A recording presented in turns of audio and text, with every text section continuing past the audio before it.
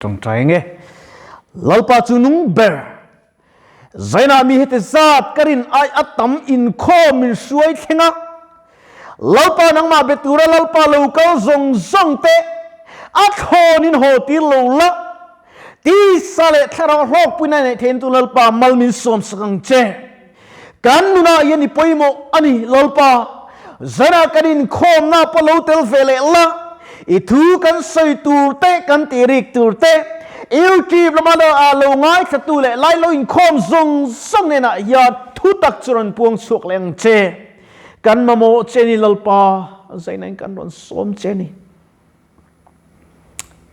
zain lalpa kan zing lo che suale ang thom thei zong sang chu kan do da la zalpa zaina ro pui takin leng la ilal zia run lan tir leng che mi hring mi chak lo kan ni lalpa kan chak lo na zon thua min dom kang la kong dik kan zo thei nan fel na konga ni tin min sueng che ti in i khongai mal som na Isu Krista mingin inena kan dile amen hey han sermon tlak maya sermon tlak hian chuan chu soi tur te wang du me maya amar chu lalpan min tron pui china kan han ti le mei zel thina zaina bible chang kanin ha na tur le min kai suai tur turatana ka chang than chu sam za som li pathum chang som na ani sam za som li pathum chang som na pathian tu thiang limelo chiarang idu zong ti min zirtirang che ka pathian inisia itharau chu atra ani ram dik taka chuan mi hruayang che pathian tu kan chiar tak te lalpan kan zatan mal min som sakro se thupuya chuan idu zong ti min zirtirang che ti kan mangang lalpa du zong ti turian min suai tu atan lalpa kan thanangai fo thin ani zailang kom zong te po thil tha ti idu anga thil thalo ti du na thin lung po alo kalang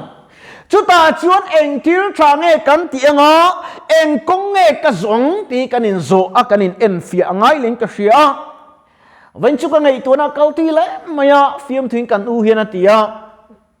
cho khan ei khama an chuak dam tama iling le phot mengo tia ling le phot ti kha chu mấy gì làm khác cô kha akal ho kha chu ka khavek chu ni o zena yam kan ta na tang kai lo tur chuap phi antia mi thiam na chuan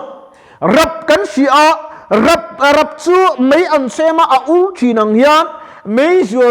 gì zo te kha nan ti tiang o in chuap kai u ring me a in zai ring thelo ni kha o helam me chalam pang ka velam pang le ka ding lam pang ai in chua in za chia me a hey tu nai in khom kan tambe tu manin ka hria aru pui ka tilea in thin lo lalpan thu soi zel sela helai man lalpa pol tun local zel ula lalpa rong chu ibol ho tiang uting kan in so mani zana yin lalpa du zong chu enge ni hey kan nau po hi lo lu zan khan chot mi kha kha lo khop me khami zan khan chon ar pui dum kha ma po dai la avar ni hi ti mai thei ni mo zaina ro chuan kan mit ming te po aro fia kan taksa te po chak deuta lom om leng ka hria zaina lalpa du zong ti engani lalpa du zong chu ama fak le choi moi ni thil tha ni hria ti si lo chu atan sula ni ati thot mai ni in koma cha tong trai atra inuna i suwa atel velo chuan thil tha di dum male iti thei ngai lo fang kanuna i suwa tela kanuna i suwa tel mang chu adu zong chu ka ti china kanuna i suai tel lo sek ka thitwang ka boral dei to nga Dawngtea ti siat tur pe om lowang zanen enge kanuna i suwa poi mo na em tuna lalpa fak du lo te lalpa choi moi du lo te da kira chu an lain chir don ni hun tha kan ne ya pathian bian hun tha kan ne ya kan pol du lo ni chuan wana khian phat sam kan ni ve don tlak mai chu kan ngei tu angai ka sia tan ro chu chak na ni at in kan soi photo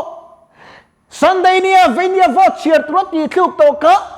a zan ma sa te po kan trong trai a mi pui ngan na te po ne ji no te ngan na te po ani anga kan trong trai ne po niang na tu chiar ani don ta a chu sai na yan enge kan thinunga poimo kan ti chu lalpa kan thil lal kan ni kan pum angai ni la tu chuan I have decided to follow Jesus ti kamalama cross ka nunglam khofet kan malama cross to cross ai thing ka chu zo tlang har lo a cross na tak kal tlang i ahar em maya a chu cross kal tlang tur chuan tor na angaya chel langai bokani khovel ro puina kan thlir chuan pathian mela lang lo fo thin tro news kan chiara buaina ani ka soi du chu hei hi ni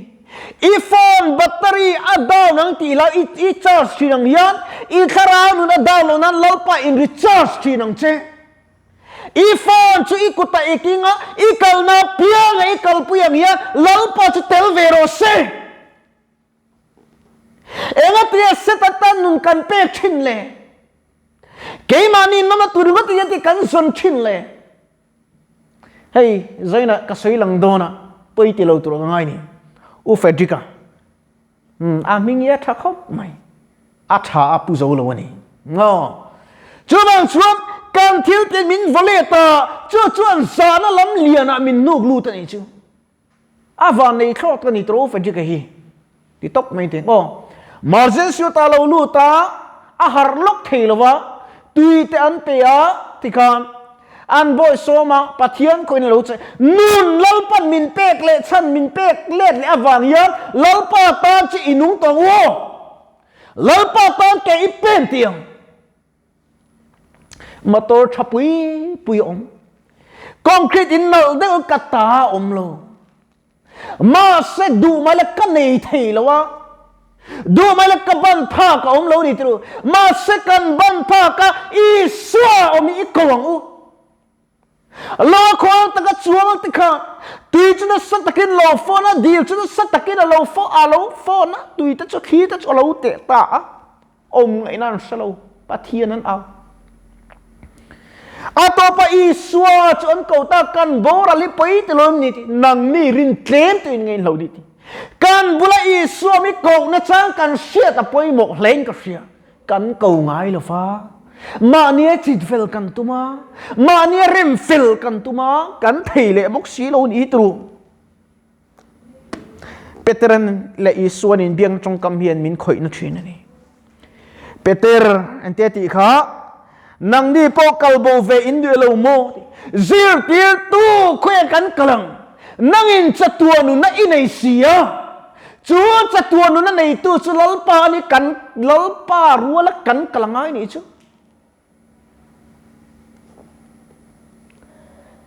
Lithuk lam pada kan len chu kan den ngai to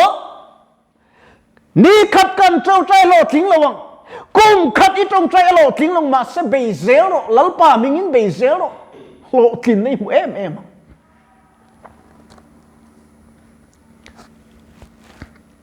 zain kariru thar le meya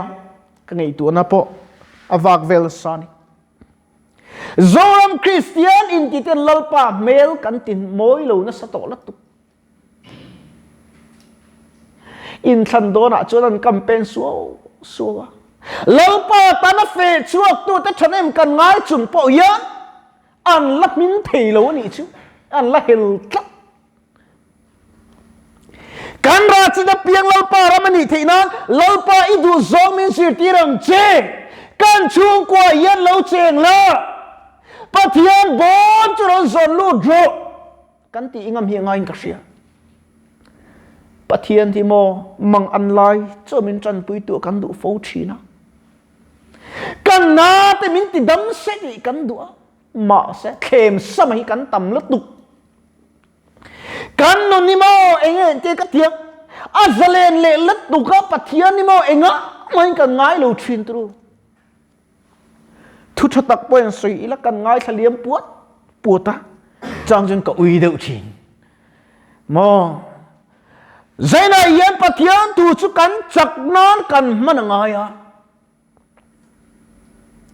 lalpa du zong ti kan senga kan ti lui lo chuan kan lu chunga mailing kan che kholani Psalm number za somli le panga na chuan ti nain ti a olal ber ka pathian ka chomo yang chia i ming chu kum khwa tlei tlonin ka fakang ni tinin ka fak ang chia ati lalpa fak tu ni si ya khovel par moi ne kan hip chi na lalpai kan na lo tel adu chi na ma se atel thelo tlak mai tlangwal pakhat le pastor pakhat chu tum khat chu tre na an chuanga rela ta chuan pen chu ala ta hei pena kan mang meng te khin tu ke chu min mangai tu po kan nei lova kal dan po ke chu ka thiam lova ati khat tlangwal kha pastor pa chuan I pen chu la ro le ti I pen khalai le khapu chu han chong te ading them ati an ti don thin atlu ze la eng tin nge adin them ting te chuan ati pastor chun khoi kan chel ve nge ati a chel ta ti hian a chi pa chel ta en ta choi tlangwala ding thei reng lo mati khati ei chel chon ding ang chu ti ani reng don sin nang ma kai shwe to lalpa I khan chuan eng ati nge I tu kam pathian I nei chuan eng ati imang anang a diktiru min suai tu tan lalpa kan san lovai kan tlu thi na kan chau thi na kan mang ang thi ka be hi dong em thin ke po kanun ka ngai tu thina tlangwal te kan la ni ve a mi ten mel tha em lo mai la kan mai te lo lai tha ve a pathian karin ma khan chuan ti to meng eng ma ka ngai tu ma khan chuan kanung ve tok mai ni a fel hin ka fel ve tok mai ama chu lalpa nen kan an leng dun china chuan mel te lo tha kan taksa te lo thau ta ti lalpa rin chu thau na ni ti zainai lalpa kan rin chuan kan mu lo thil tha kan muang ma se ila tiluya lalpa dauda zong le adu lo zot ke ipe chut I thiam chu bible in ente sual man chu thi na ni ti tlak mai ni dam na ni ti mi lo thi na ni chu thi na lam chuang a chuan kan tlan me ka kan kal me ka kong dik po kan seto lawa nom kan du luat wangin kan taksari lo te nom na kan thak le la wangin kan nu na bo ral thi na ni chu ingai tu har te mu zai la hian engatia dongte che thai si lawa engatia zantin in ko ma kai su alim rega anui reng si in ti mai thei I swa atil to pathian che nan ka hlan thiang lim to arong bol nan ka in pe lalpa a cheng ani kanuna I swa a cheng ani chuwa chon dam lo le om pui tu ke in nei lom thuin soi ngai em in kal thei in zum thei lom thuin soi ngai em lom tu soi na tu ri tam takom van lalpa idu zong ti min zirtir la kan chung kwa hen lo lal berang che kanuna yan thu soi la iram chu kai ma lo thleng lo se kan ti ngam na zela pathina ro puina min mu tir don ani kanin ngai tu harapoi mo len ka ria zaina yam kan maluka hi Christmas alo thleng dona heng te po hi ma ni du zong ti na ni lovin pathian ro pui nan zo kan nun I hlan ve ngamang u hei apoi mo em ani lali so lo kal en ngai to tak zet antia alokal mai hi kalaring lo ke chuan amar si ke ma din eng ti ka nge khovel kan chu san don kan khelawa khovel kan chu san ni chu ro re na ma kan din na mun tur ani thi khat na chu khovel thi na ni thi ni na chu sem mun wanram nge sem mun kal don chu kan in en fe hi angain ka sia zaina hian lalpa tharau thing mi atu em to ti ka soidu adu tak le asom tak tu ne la chun lalpa tharau thi lim a thleng to lova lalpa tharau thi a thlen na turin kei mai ka tlo mangaya ti te pi kan ni awang khan waram ka ta ni lova pastor ko khanu parong bol tu thu soi tu speaker kan ni awang khan kan chan tur po ani ngot lo kan ni na kan sunga rong bol kan in ngai chun lalpa rong bol tak kan ni lo ni chuwang chuan mi chetlang thing phak chan chin tha kan silangaya kan ko khan kan pastor te kan thu fil tu te po min lo tong trai pui fo ro kan thei tok chu pathian tu sei ni atinung tu chulal pa ni tru chuwang chuan zaina hiam kan tak na te lo rong boli a hlom em maya poi salem ai chun poi sa taka luang hian tak na nuna lalpa na du to zo kani chuwang chon kan Khawlhring kan pastor te thukril tu ten thei to pin kan ram adam le nan chung ko mi mal Khawlhring drugs ti mi zut zu in mi ks kan ti te an lo dam le nan thei to chun rongan bola heng ti atroi om tu ni kan support thiama kan trong trai pui fo hi angai len ka khria abul pui bera atop bera ka soidu chu lung pui nget krista foundation dik tak min suai tu tan lalpa kan than na chuta kanin rem chho chuam khipui te lo hrangin lir te lo king si te lo leng fo thin ma sela lalpa du zong itini chon i himang ti ka soidu ani zaina hiam kan thei tok atlem le ama chu kan phak to le kan thei to ka lalpa rong bok to duan siam kan ni lalpa faktura ding kan ni thil thatitura ama siam ama kuchua kan ni hreng chungim kan nunal lut tak boral na kong zo me kan omni pom chandam na kong lo lut turin kong khar moya chuan lo lut la achunga lo cheng la lalpa mal som na idom theina turin ihun ti thiang him la lalpa pol fo ro ti in kan some kan thu sele bible chang kan chir tak te lalpan kan zatan mal mi som sakro se amen kan trong trai nge chungnung ber I thu ta chu afam kim luin kan tir le ta afam kim luin kan puang chuak le ta lalpa kang I thu kan puan chu ta ka te mil ru liam zong le lalpa idu lo zong kan soipal omi chuan ingei dam na thupa koron choi nga le zainan lalpa itan huai san ta kan din ngai to ram chu lalpa achiat lo nan de dai theu tur te lalpa kan au kan din chu angai ta ani lalpa keimi chak lo ber hedam doina porin na po chak lo ber mitling lo ber irong bola min tlangi phulo ke inti le mai zainlain khom zong zong te nat na tuar zong zong le setna phuar ta zong zong an omni pon min chu zen thak turin annuna zaina yan zalen na lo thing ro se itil ti thei chuan min luak khatim min chem al fo la in ai lum to na nangma chmei bu ka iniak nung zui turin tu dan dengan nung to lova nang marang cho bol thei to turin imi kai shuai na le event himna kan ti sale kan thara mit min ti men sak turin mangai wanga min chandam tu kan lalpa du tak Isu Krista mingin inhena kan ron dile amen